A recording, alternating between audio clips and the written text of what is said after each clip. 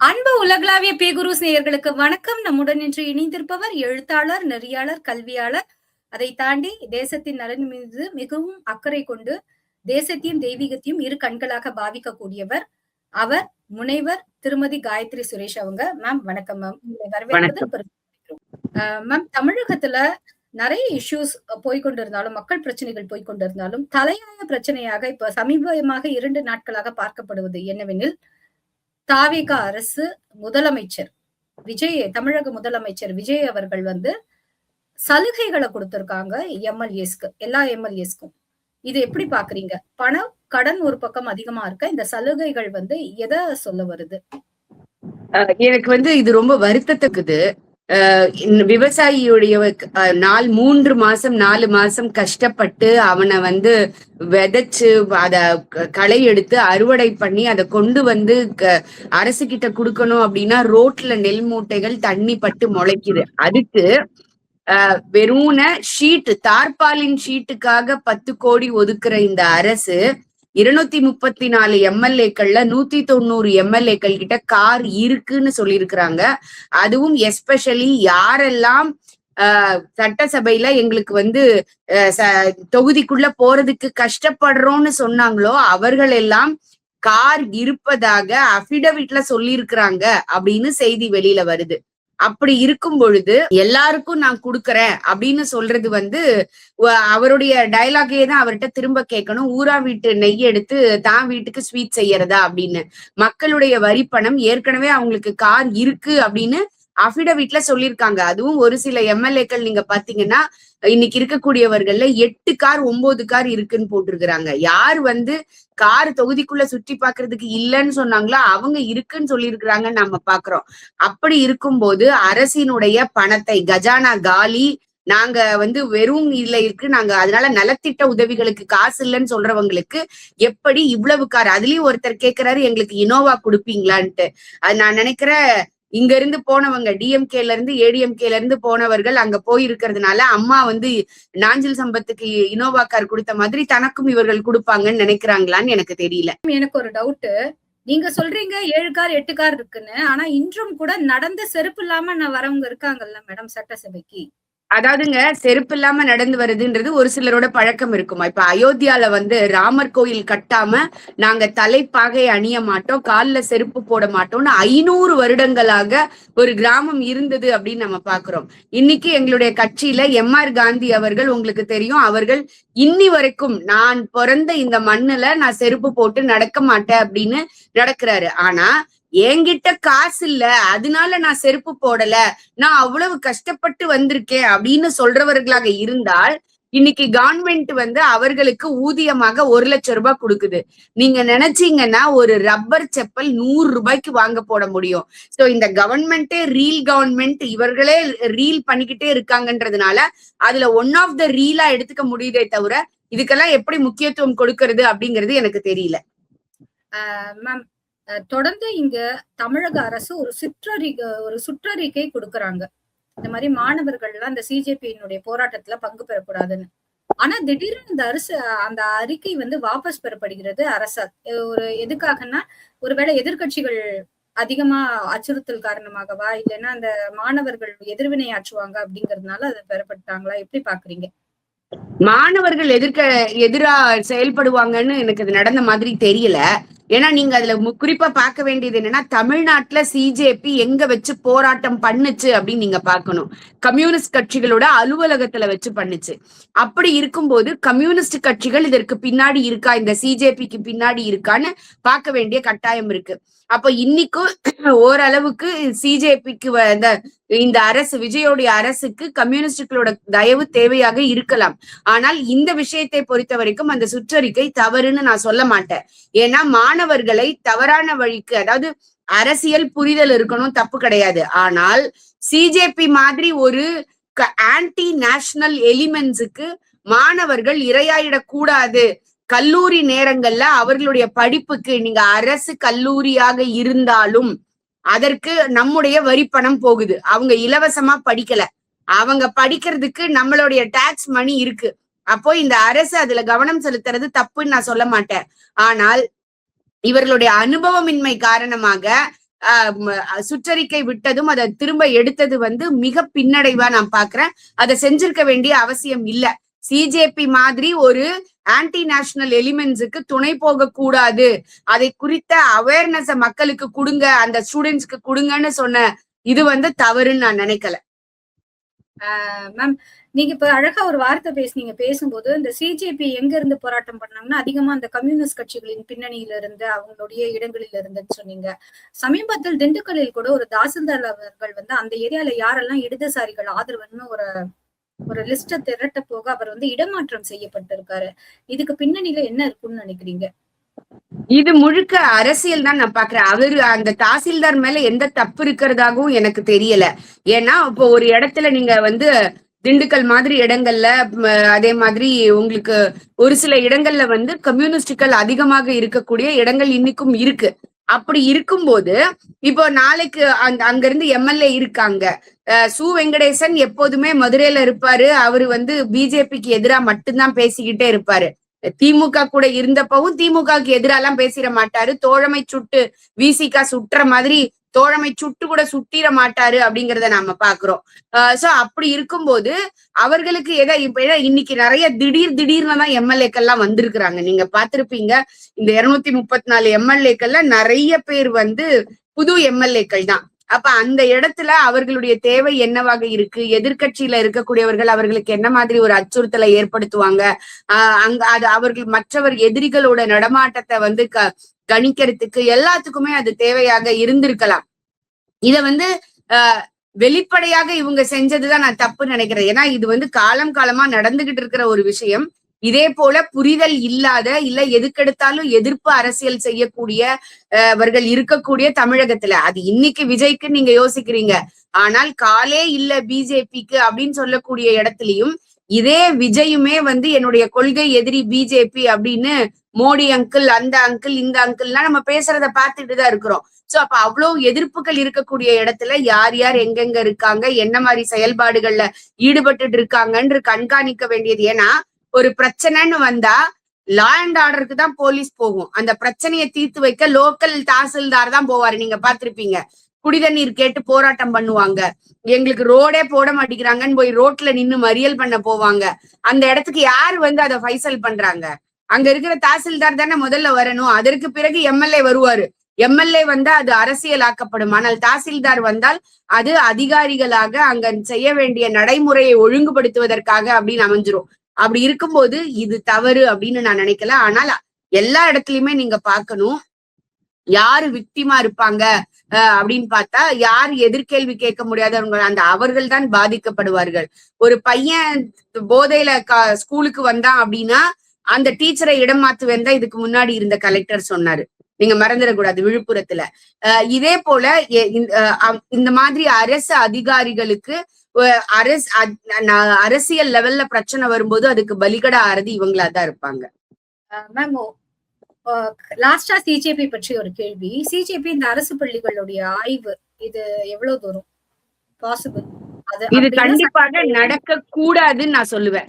நான் வந்து ஒரு அதாவது நானும் விஜயனுடைய கொள்கைகளையோ அவர்களுடைய ஆட்சியோ ஆதரிக்கிறவங்க கிடையாது. ஆனால் கூட ஒரு எந்த இடத்தில் அவர்களுக்கு அங்கீகாரம் இருக்குன்னு நீங்க சொல்லணும். அவர்கள் இப்பொழுது ஒரு இயக்கமாக கூட இல்ல. எங்க அவங்க ரெஜிஸ்டர் பண்ணிருக்காங்க? இல்ல ஒரு எலெக்ஷன் கமிஷன்ல அவர்களுடைய கட்சியாகவோ இயக்கமாகவோ இல்ல ஒரு சொசைட்டியாகவோ ட்ரஸ்டாகவோ ஏதாவது ஒரு இடத்துல இந்த அரசினுடைய அங்கீகாரத்தை பெற்றவர்களாக அவர்கள் இருக்கிறார்களா அப்படின்னு நீங்க பாக்கணும். இல்ல ஒரு இயக்கம்னாதான் அவங்க ரெஜிஸ்டர் பண்ணிருக்காங்களா? ஏன்னா இந்த இடத்துல வந்து ஏகப்பட்ட இயக்கங்கள் இதே தமிழ்நாட்டுல இருக்கு. நீங்க பூ உலகின் நண்பர்கள்னு பாத்திருப்பீங்க, மே 17 இயக்கம்னு பாத்திருப்பீங்க. இவங்க எல்லாரும் மோடிக்கு எதிராகவும் மத்திய அரசுக்கு எதிராகவும் மட்டும்தான் பொங்கி எழுவாங்க. ஆனா இந்த தமிழ்நாட்டுக்குள்ள நடக்கிற பாலியல் வன்கொடுமைகளையோ லாக்அப் டெத்தையோ எதிர்த்து பேசவே மாட்டாங்க. அதுவும் திமுக பீரியட்ல இன்னும் வந்து மௌனியாக தான் இருந்தாங்க அப்படிங்கறத நம்ம பாக்குறோம். அப்படி இருக்கும்போது இந்த இயக்கம் எந்த இடத்திலையும் அங்கீகரிக்கப்படாத ஒரு இயக்கம், அங்கீகரிக்கப்படாத ஒரு நபர்களை, ஒரு கூட்டத்தை நீங்க ஒரு பக்குவம் இல்லாத மாணவர்கள், இளம் மாணவர்கள் இருக்கக்கூடிய இடத்திற்கு உள்ள நுழைய அனுமதிக்கிறது அப்படிங்கிறது வந்து ஒரு மிகப்பெரிய குற்றம்னு நான் சொல்லுவேன். இது வந்து தவறு இல்ல, குற்றம். அப்படி செஞ்சா இந்த அரசும் தண்டிக்கப்படணும் அப்படிங்கறதுல எனக்கு எந்த மாற்று கருத்தும் இல்லை. மேம், ஒரு பக்கம் நம்ம தமிழகத்துல பாக்குறோம், தொடர்ந்து தாவேகா நிர்வாகிகளோ இல்ல தாவேகா சார்ந்த நபர்கள் மீது லோக்கல்ல ஐஜி கிட்ட புகார் கொடுக்கறது, அந்த மாதிரியான விஷயங்கள் நடைபெற்றிருக்கு. இன்னொரு பக்கம் குற்ற சம்பவம், செயின் பறிப்பு சம்பவங்கள்லாம் திண்டுக்கல்ல பாத்தீங்கன்னா ஒரு தாவேகா நிர்வாகி வந்து கைதாயிருக்காங்க. இதெல்லாம் ஒரு புறம் நடந்து கொண்டிருக்கு. இன்னொரு புறம் தாவேகா மீதான மக்கள் இமேஜ் அப்படியே உயர்ந்துகிட்டே இருக்கும். உயர்ந்துகிட்டே இருக்கான்னு நீங்க தான் சொல்லணும். ஏன்னா நான் என்னுடைய ஊரான ஸ்ரீவைகுண்டத்துல கூட அந்த எம்எல்ஏ மேல பாலியல் புகார் வந்தது. இன்னி வரைக்கும் அவங்க என்ன ஆக்ஷன் எடுத்திருக்காங்கன்னு பாருங்க. இதற்கு முன்னாடி திமுகல எப்படி வந்து ட்வீட் பண்ணா இல்ல அந்த அரசை எதிர்த்து பேசினா உடனே கைது அப்படிங்கக்கூடிய லெவலுக்கு போனாங்களோ, அதே போல இன்னைக்கு இந்த அரசும் இருக்கு அப்படிங்கறத மறந்துடக்கூடாது. அதனாலதான் நாம தொடர்ந்து சொல்லிக்கிட்டே இருக்கிறோம், திமுக இஸ் ஈக்குவல் டு தாவேகா. வேற எந்த சேஞ்சஸும் இல்ல. பெயர் அளவுல மாற்றம் இருந்தது. அது ஒரு குடும்பத்தினுடைய கட்சியாக இருந்தது. இன்னைக்கு அது ஒரு தனி மனிதனுடைய கட்சியாக இருக்குது. ஒரு சமுதாயத்திற்கான கட்சியாக அது இல்ல அப்படிங்கறத இப்போதும் என்னால அதை சொல்ல முடியும். சோ அவர்களுடைய இமேஜ் எல்லாம் இன்னைக்கு கொஞ்சம் கொஞ்சமாக குறைஞ்சுகிட்டு இருக்குதுன்னு நம்ம பாக்குறோம். ஏன்னா சட்டசபையில அவர்கள் நடந்து கொள்கிற விதமாக இருக்கட்டும், பொது வெளியில் அவர்கள் நடந்து கொள்கிற விதமாக இருக்கட்டும், இன்னைக்கு கார் சொன்ன முதலமைச்சர் வந்து 2500 ரூபாய் கொடுக்கறேன்னு சொன்னதை வந்து என்ன சொல்லி இருக்கிறாரு அப்படிங்கறத நம்ம பாக்குறோம். இந்த லாக்அப் டெத்துக்கு நீங்க வந்து இத பத்தி கேட்டீங்க. லாக்அப் டெத்துக்கு இன்னி வரைக்கும் வாய் திறந்திருக்காரா அப்படிங்கறத நீங்க பாக்கணும். சோ தாவேகாவுடைய நிர்வாகிகள் தவறு செஞ்சா உடனே அவர்கள் தண்டிக்கப்படுவார்கள்னு ராஜ்மோகன் பிரஸ் மீட் கொடுத்தாரு. அதற்கு பிறகு எத்தனை பள்ளிக்கூடங்கள்ல தாவேகா நிர்வாகிகள் உள்ள போய் வீடியோ எடுத்தாங்க, எல்லாம் செஞ்சாங்கன்னு நாம பாத்துக்கிட்டு தான் இருக்கிறோம். அப்போ உங்களுடைய கட்சி நிர்வாகிகளை கூட உங்களால கட்டுப்படுத்த முடியல அப்படின்னா நீங்க எப்படி பொதுமக்களுக்கு நல்லது செய்யறா போறீங்க? இன்னைக்கு மின்சாரத்துல ஒரு மிகப்பெரிய துயரத்துல நாம இருந்துகிட்டு இருக்கிறோம். தொழில் வளர்ச்சியில 3வது இடத்துல இருந்து நம்ம 17வது இடத்துக்கு கவர்மெண்ட் போயிருக்குதுன்னு தொழில் வல்லுநர்கள் எல்லாம் சொல்றாங்க. அப்படி இருக்கும்போது எப்படி இவர்களுடைய இமேஜ் கூடிருச்சுன்னு நீங்க நினைக்கிறீங்க? இன்னும் குறைஞ்சிருச்சு, குறைஞ்சுகிட்டே போகுது அப்படிங்கறதுதான் நம்ம பாக்குறோம். நிறைய விமர்சனங்கள் அவர்கள் மேல வரத பார்க்க முடியுது. மேம், நீங்க பேசும்போது தனி நபர் கட்சி அப்படின்னு சொன்னீங்க. சோ தனி நபர் பற்றிய விமர்சனங்களை தவிர்த்து விட்டு நம்ம இந்த சுதந்திர தின அந்த பரேட்ல பார்த்தோம்னா முதலமைச்சர் வந்து ஒரு சல்யூட் வைக்கவும் பதில் சல்யூட் வந்தது. அது வந்து ஒரு பெரிய விமர்சனமானது. இத நீங்க எப்படி பாக்குறீங்க? இதை தவிர்த்திருக்கலாமோ அப்படிங்கிற ஒரு எண்ணம் உண்டா? ஒரு துரதிருஷ்டவசமானது அப்படிங்கறத நான் பாக்குறேன். ஆனால் முதல்வர் யார நினைச்சாலும் அங்க கூட்டிட்டு வந்து உட்கார வைக்கலாம். அவருக்கு வந்து அந்த பவர் இருக்கு, அவருக்கு அந்த டிஸ்கிரிஷனரி ரைட்ஸ் இருக்கு அப்படின்னு நமக்கு புரிஞ்சுக்க முடியுது. ஆனால் அந்த முதல் வரிசை அப்படிங்கிறது அவர்களுடைய குடும்ப உறுப்பினர்களுக்காக உரியது அப்படிங்கிறத நாம தெரிஞ்சுக்க முடியுது. அதிகாரப்பூர்வமாக அப்படின்னு இல்லைன்னா கூட மரபுகள் அப்படின்னு நம்ம சொல்றோம் இல்லையா? முதல் வரிசையில நீங்க பாத்தீங்கன்னா முதல்வர்களுடைய தாயோ தந்தையோ அவர்களுடைய மனைவியோ குழந்தையோ அவர்கள் தான் இதுவரைக்கும் இத்தனை வருஷத்துல இதுவரைக்கும் நியமிக்கப்பட்டிருக்கிறாங்க, அங்க சீட் கொடுக்கப்பட்டிருக்கு. அப்படிங்கும் பொழுது அவர்களை இன்னைக்கு ஊடகங்களும் மிகப்பெரிய ஒரு பேசு பொருளாக ஆக்கிருச்சு. அப்படிங்கும் போது சுதந்திர தின விழாவினுடைய இம்பார்ட்டன்ஸே மாறி போச்சு அப்படின்னு எனக்கு ரொம்ப வருத்தமா இருந்தது. நீங்க பார்த்திருப்பீங்க 80வது சுதந்திர தின விழாவில் எத்தனை சுதந்திரத்திற்காக உள்ள தியாகிகளையோ அவர்களுடைய குடும்பத்தையோ இவர்கள் முன்னிலைப்படுத்தினாங்க. அவங்களை அங்க வர வச்சு உட்கார வச்சாங்க, இல்ல அவர்களுக்கு ஒரு மரியாதை கொடுத்தாங்க. இது வந்து நான் அந்த ஜார்ஜ் கோட்டையில மட்டும் சொல்லல, நான் தமிழகம் முழுக்க இருக்கக்கூடிய அலுவலகங்கள்லயும் சொல்றேன், கலெக்டர் ஆபீஸ்ல மத்த இடங்கள்லயுமே நான் சொல்றேன். அதற்கு இம்பார்ட்டன்ஸ் இல்லாம நீங்க அன்னைக்கு மொத்த மீடியாவுமே த்ரிஷா கார்ல வந்து, நான் பேரோடையே சொல்லுவேன், ஏன்னா இது வந்து சிதம்பர ரகசியமான பிறகு ஒளிச்சு வைக்க வேண்டிய அவசியம் இல்லை. ஏன்னா பொது வெளியில அவரே சல்யூட் அடிக்க திரும்ப சல்யூட் அடிக்கக்கூடிய அளவுக்கு இருக்கும் பொழுது நாம வந்து, ஏன்னா அவர்களுடைய வாழ்க்கை தனிப்பட்ட வாழ்க்கை, நாம யாரும் அதை பத்தி பேச போறது இல்லை, அவர்களுக்கு அந்த உரிமை இருக்கு. ஆனால் பொதுவெளியில் நீங்கள் வந்த பிறகு உங்களை விமர்சிக்கக்கூடிய அதிகாரம் எல்லாருக்கும் இருக்கும். அதை பத்தி எல்லாரும் பேசதான் செய்வாங்க. அதை நீங்க பார்த்துதான் ஆகணும். தவறாக இருக்கிற பட்சத்துல திருத்தி கொள்ளத்தான் வேண்டும். ஆனால் துரதிருஷ்டவசம் என்னன்னா, தமிழகத்துல அவர்களுடைய கட்சி நிர்வாகிகளாக இருக்கட்டும் இல்ல வந்து அவர்களுடைய தொண்டர்களாக இருக்கட்டும், ஆதவ அர்ஜுனா சொல்றாரு எங்களுடைய குல விளக்கு அப்படின்னு அவங்க சொல்றாங்க அந்த அம்மாவை. அதே போல மத்தவங்க எல்லாம் சொல்றாங்க யாருமே தப்பு பண்ணலையா, இவங்க மட்டும்தான் தப்பு பண்றாரா, நீங்க ஏன் இவங்களை கேக்குறீங்கன்னு சோசியல் மீடியால கேக்குறாங்க.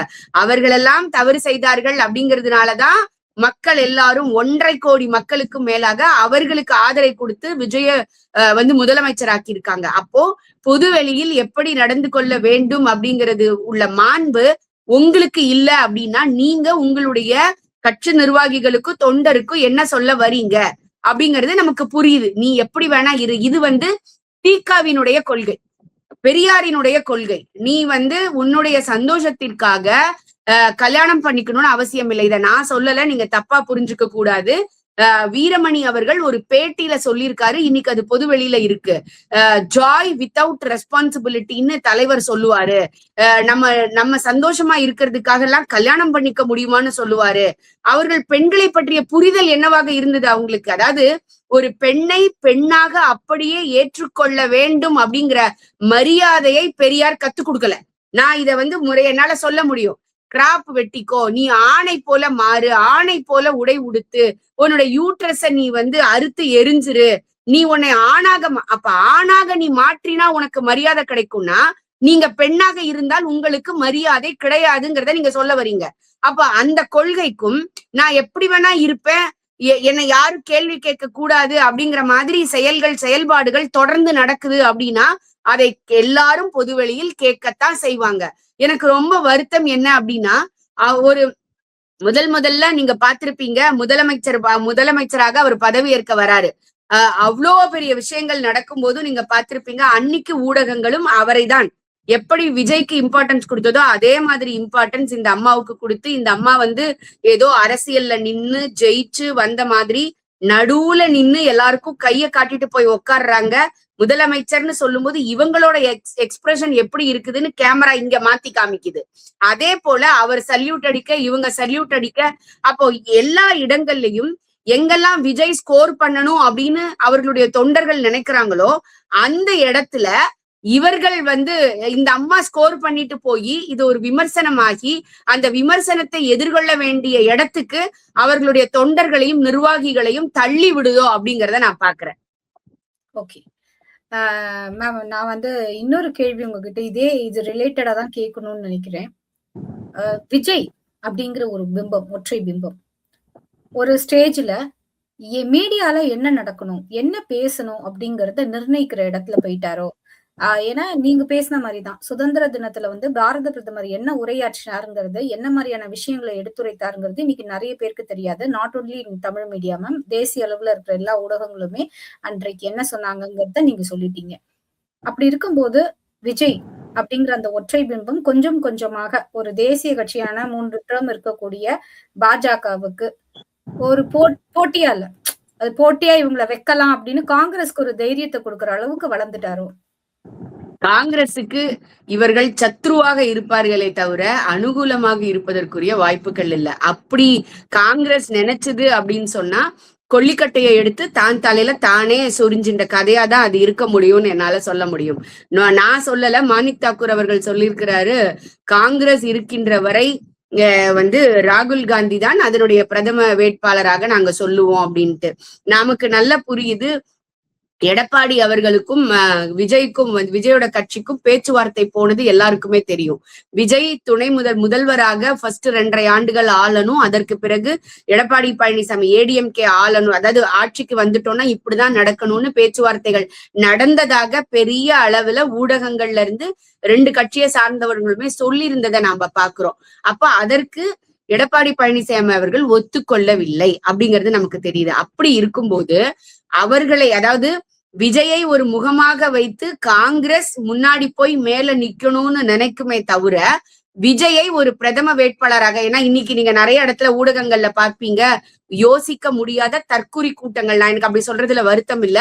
அந்த கூட்டம் சொல்லுது அடுத்தது எங்க அண்ணன் போகக்கூடிய இடம் பிரதம மந்திரி இடம் தான் அப்படின்னு சொல்லிட்டு. அது நடந்தால் நாம அதை பார்த்துதான் ஆகணும், வேற வழி இல்லைன்னா.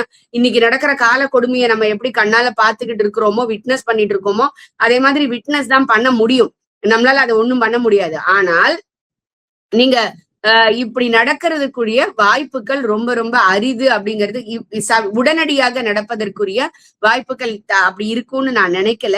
அதை காங்கிரஸாரே ஒற்றுக்கொள்வாங்களா நினைக்கல. எப்படி டிஎம்கேயை கூட வச்சுக்கிட்டே நிறைய இடங்கள்ல காங்கிரஸ முன்னிலைப்படுத்தணும்னு நினைச்சாங்களா, அப்படி வேணா இவங்களை வச்சுக்கணும்னு நினைப்பாங்களே தவிர, அந்த இடத்துக்கு போனா அண்ணன் தான் பிரதம வேட்பாளர்னு இப்பயே அவங்க தொண்டர்கள் எல்லாம் பேச ஆரம்பிச்சுட்டாங்க. அதை காங்கிரஸ் ரசிக்குமா, ஏற்றுக்கொள்ளுமா அப்படிங்கிறது எனக்கு தெரியல. ஓகே மேம், நம்ம சட்டப்பேரவை கூட்டத்தொடரை ரெகுலரா பார்த்துட்டு வரோம். டிவில லைவ் காமிக்கிறாங்க. வேணுங்கும் போது கட் பண்ணாலும் சில இடங்கள்ல ரெகுலரா வருது. அப்படி இருக்கும்போது ஒரு இடத்துல ஒருவர் கேக்குறாங்க, ஒரு பெண்மணி, ஒரு சமோசாவை தயாரிக்கும் ஒருவருக்கு கூட அதை எப்படி விற்பனை பண்ணணுங்கிற உரிமை இருக்கு. அப்படி இருக்கும்போது ஒரு அரிதுயில் பட்டு பாடுபட்டு விவசாயம் செய்யும் விவசாயிக்கு அவங்க பொருளுக்கான விலையை நிர்ணயம் செய்வதில் உரிமை இல்லையான்னு கேக்குறாங்க. இந்த மாதிரியான விவாதங்களை நீங்க எப்படி பாக்குறீங்க? ஆஹ் அதுவும் சட்டசபையில போய் ஒரு பெண் இவ்வளவு தைரியமா பேசுறத நீங்க எப்படி மேம் பாக்குறீங்க? ரொம்ப நாளைக்கு பிறகு நல்லா பேசுறாங்க அப்படி எடுத்துக்கலாமா? ஆரோக்கியமான விவாதங்கள்னு எடுத்துக்கலாமா? நிறைய சில பாட்டுக்கு பாட்டு நிகழ்ச்சி எல்லாம் நடந்தா கூட இது ஆரோக்கியமான விவாதம்னு நம்ம எடுத்துக்கலாமா? எனக்கு வந்து உங்களுக்கு ஞாபகம் இருக்கான்னு தெரியல, சின்ன வயசுல லலிதாவின் பாட்டுக்கு பாட்டு அப்படின்னு சொல்லிட்டு ஷாகுல் ஹமீத் அப்படிங்கிற கூடியவர் வந்து ஒரு இலங்கை தமிழர் ரொம்ப அழகா அந்த நிகழ்ச்சியை நடத்துவாங்க. இன்னைக்கு சபாநாயகர் அந்த இடத்த புடிச்சிட்டாரோ அப்படின்னு நான் நினைக்கிறேன். ஏன்னா தொடர்ந்து எம்ஜிஆர் பாடல்களை பாருங்களேன், அதுல கூட விஜயோட பாட வச்சு அவங்களால பாட முடியல, எம்ஜிஆர் பாட்டை தான் பாட முடியுது. ஏன்னா பெரிய அளவுக்கு தத்துவங்களை எல்லாம் விஜய் இது வரைக்கும் சொல்லி நடிச்சிடல. நீங்க எம்ஜிஆர் இவரை வந்து வாழும் எம்ஜிஆர் அப்படின்லாம் இவங்க போர்ட்ரே பண்ணா கூட, எம்ஜிஆர் அவர்கள் ஒரு படத்தில் கூட திருடியதாகவோ, பொய் சொல்லியதாகவோ, தண்ணி அடிச்சதாகவோ, பெண்கள் பின்னால சுத்தியதாகவோ, இல்ல ஒரு கிரிமினலா இருந்தது மாதிரியோ ஒரு பிம்பத்தை கூட உங்களால காமிக்க முடியாது. ஒரே ஒரு படத்துல திருடனாக எடுத்திருப்பாங்க, அதுவும் மக்களுக்கு நல்லது செய்யறதுக்காக. அதுக்கும் அவர் வந்து திருடினதை நினைச்சு வருத்தப்பட்டு அந்த குடும்பத்தையே காப்பாத்தி அப்படிங்கக்கூடிய இடத்துலதான் இருக்கும். அப்பதான் திருடனாய் பார்த்து திருந்தா விட்டால் அந்த பாட்டு அங்கதான் பட்டுக்கோட்டையார் வைக்கிறாரு. சோ இப்படி ஒரு ஒரு மனிதன் ஒரு தலைவன் ஆகணும் அப்படின்னா அதுக்கு எப்படி நம்மள வந்து தகவமைச்சுக்கணும் அப்படிங்கிற பண்பு வந்து எம்ஜிஆருக்கு இருந்தது.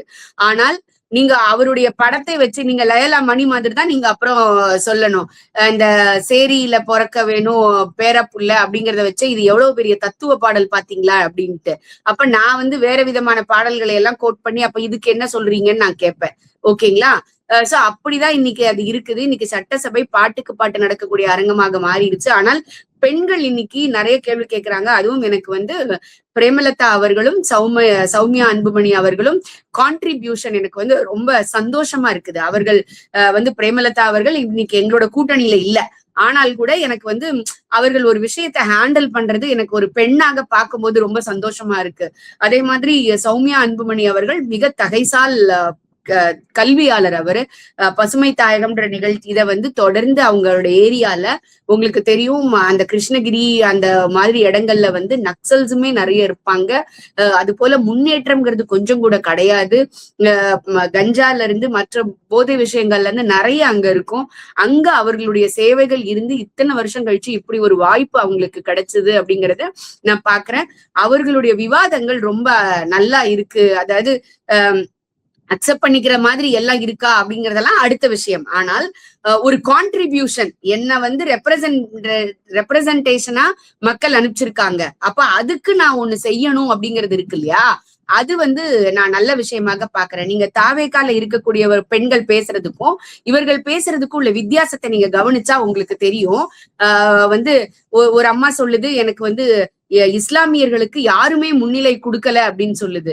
நீங்க மறந்துடக்கூடாது, திமுகல கூட வந்து ஒரு அம்மா அந்த சல்மான் நினைக்கிறேன், அவங்கள எம்பி ஆக்கியிருக்காங்க. பிஜேபியில இது வரைக்கும் தமிழகத்துல இருந்து எம்பியே ஆகிறதுக்கு உள்ள வாய்ப்புகள் ரொம்ப வருஷமா இல்ல, அதுல பெண்கள் இல்லாம இருக்குது. ஆனால் நீங்க நார்த் இந்தியால அப்படின்னு எடுத்துக்கிட்டீங்கன்னா எத்தனை பேர் அங்க மிகப்பெரிய வாய்ப்புகள் இருக்கு அப்படிங்கறத நீங்க பாத்திருப்பீங்க. பெண்களுக்கு என்ன வாய்ப்புகள் இருக்குன்றத பாத்திருப்பீங்க. அதே மாதிரி அந்த பாட்டு பாடிய பெண்ணை நீங்க இவங்க எல்லாருமே அப்புறம் ஒரு அந்த அம்மா சொல்லுது, நான் வந்து இந்த உடை வந்து இவங்களுடைய கொடியதான் நான் உடையா போட்டுப்பேன். இதெல்லாம் வந்து ஒரு பாராட்டுக்களாகவும் இல்ல வந்து அப்படியே நான் வந்து தாவேக்கா அப்படிங்கறத புடிச்சு வச்சுக்கிறதுக்கு அந்த முதலமைச்சரை குளுமைப்படுத்துறதுக்குள்ள விஷயமாக தான் பாக்குறேனே தவிர, உங்களை செலக்ட் பண்ண மக்களுடைய பிரதிநிதிகளாக நீங்க எந்த அளவிற்கு அங்க கான்ட்ரிபியூட் பண்ணிருக்கீங்கன்னு பார்க்கும்போது பெண்கள்ல இவங்க 2 பேரும் மிக சிறந்த அளவிற்கு பணியாற்றுறாங்க. ரொம்ப சந்தோஷமா இருக்கு. ரொம்ப நன்றி மேம். இத்துணை நேரமும் அழகாகவும், தெளிவாகவும் நிறைய விஷயங்கள எங்களுக்காக எடுத்து சொன்னீங்க. குறிப்பா வந்து அ பாஜகவிலிருந்து வந்திருந்தாலும் கூட, பாஜக நிர்வாகியாக இருந்தாலும் கூட, மாற்றுக் கட்சியினரை சேர்ந்த கூட்டணியில் இல்லாத பாமகவிலிருந்து வந்த திருமதி சௌமியா அன்புமணி அவர்களாக இருக்கட்டும், இல்லைன்னா வந்து பிரேமலதா மேடம் அவங்களா இருக்கட்டும், 2 பேருமே அவங்களுடைய கான்ட்ரிபியூஷன் அவங்கள மக்கள் தேர்ந்தெடுத்திருக்காங்க. அந்த பிரதிநிதித்துவத்தை முறையான அளவு அவங்க கரெக்ட்டா யூஸ் பண்றாங்க. அவங்க மக்களுக்கான பிரதிநிதித்துவத்தை பெற்றுத்தர வேண்டும் அப்படிங்கிறத முயற்சியில ஆக்கப்பூர்வமான விவாதங்களை சட்டசபையில் வைப்பதை நான் ரொம்ப பெருமையா பார்க்கிறேன். ரொம்ப ஹேட்ஸ் ஆஃப் சொல்றேங்கிற ரீதியில பேசியிருக்கீங்க. உங்களுடைய பெருந்தன்மைக்கு நன்றி. தொடர்ந்து வந்து இங்க வந்து தாவேகா அரசு கொடுத்த சுற்றறிக்கை கரெக்ட். மாணவர்கள் அரசியல்ல ஈடுபடுத்தணும். அதே நேரம் அது எந்த அளவுங்கிறது இருக்கு. ஒரு இயக்கமாக கூட தன்னை முன்னிறுத்தாத சிஜேபி போராட்டங்கள் ஆதரவு கொடுக்கிறது அவங்களுடைய எதிர்காலத்துக்கு அது இதா இருக்கும். சோ அந்த அளவுல அந்த சுற்றறிக்கை வந்தது சரி அப்படிங்கிற ஒரு விஷயத்தையும், ஆனால் எதற்காக பயந்து அது வாபஸ் பெறப்பட்டது? அந்த வாபஸ் பெறப்பட்டதுல எனக்கு உடன்பாடு கிடையாது அப்படிங்கிற ஒரு விஷயத்தையும் நீங்க சொல்லியிருக்கீங்க. தொடர்ந்து தாவேகா அரசு ஆக்கப்பூர்வமான விவாதங்களை முன்வைக்க முயற்சி செய்தாலும் கூட, அது மாரி எதுவுமே அங்க நடக்கல. ஒரு பாட்டுக்கு பாட்டு நிகழ்ச்சியாக தான் சட்டப்பேரவை மன்றம் மாறி இருக்கிறது அப்படிங்கிற ஒரு விஷயத்தையும், ஆ ஒரு விவரம் இல்லாத, ஒரு அனுபவம் இல்லாதவர்கள் சட்டசபையில் ஒரு விஷயத்தை அனுபவம் மிக்கவர்கள் சட்டசபையில் முன்வைப்பதற்கும் வித்தியாசம் நிறைய இருக்கு அப்படிங்கிற ஒரு விஷயத்தையும் 80 ஆண்டு கால சுதந்திரம் என்பது எவ்வளவு பெரிய விஷயமாக போற்றி பாதுகாக்கப்பட்டிருக்க வேண்டும். ஆனால் நீங்க என்ன செய்றீங்க, எதை நியூஸ்ல போட்டீங்க அப்படிங்கிறது உங்க எல்லோருக்குமே தெரியும். இது மாதிரியான ஒரு விஷயம் தனிப்பட்ட வாழ்க்கையில் வேண்டுமானாலும் இருக்கலாமே ஒழிய, பொது வாழ்க்கை என்று வந்த பிறகு இந்த மாதிரியான விஷயம் தவறாக இருந்தால் அடுத்தவர்கள் பேசினால் அதை நீங்கள் கேட்டுக்கொள்ள வேண்டும். அதை மாற்றி அமைத்துக் கொள்ள வேண்டிய கட்டாயத்துல நீங்க இருக்கீங்க அப்படிங்கிற ஒரு விஷயத்தையும் தொடர்ந்து இங்கு தமிழகத்தில் நிறைய விஷயங்கள் நடந்து கொண்டிருக்கும் நிலையில், இந்த இடதுசாரிகள் ஆதரவு, அதற்கான இடமாற்றம் அப்படிங்கிறது வந்து பெரிய விஷயம். ஏன் இது நடந்ததுன்னு தெரியல. ஆனா இத கலெக்ட் பண்ணத வந்து நான் தப்புன்னு சொல்ல மாட்டேன் அப்படிங்கிற ஒரு விஷயத்தையும், சிஜேபியினர் இங்கு ஆதரவாக எங்கிருந்து போராட்டம் செய்தார்கள்னா, அது கம்யூனிஸ்ட் அலுவலகங்கள். அதையும் நாம் மறந்துவிடக் கூடாது அப்படிங்கிற உண்மையும் எங்களுக்கு நிறைய எடுத்து சொல்லியிருக்கீங்க. இனிவரும் காலங்கள்ல தொடர்ந்து இதுபோல் நிறைய அரசியல் பேசலாம். நேரம் பகிர்ந்தமைக்கு நன்றி. இணைப்பில் இணைந்தமைக்கு நன்றி. Thank you ma'am.